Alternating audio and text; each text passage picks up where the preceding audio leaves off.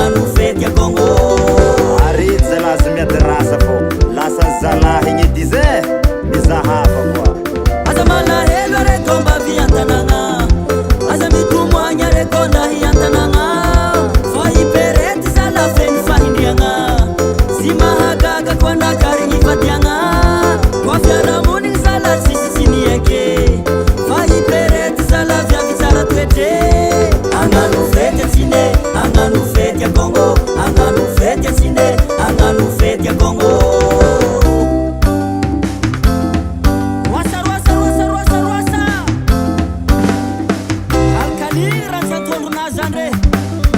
Aperete, aperete, aperete, aperete, aperete, aperete, aperete, aperete, aperete, aperete, aperete. Velikaja, velikavloma. Sinaningene ngitarimi ana aperete. Sinangala barakare manreni. Inge dizetsine.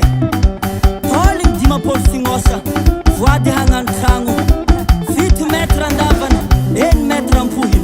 Aomby telo na lavo, aroa nagnanovagna fety araiky na sesinôdy zegny voninahitry ny vadiagna asigny n'Andriamanitra ny antokan-tragno ô sy arovy tsy aharary aza mifaneritery komandiwatsa sy faneritery aza mifaneritery komandiwatsa sy faneritery aza magnanerintery komandiwatsa sy faneritery aza magnanerintery komandiwatsa sy faneritery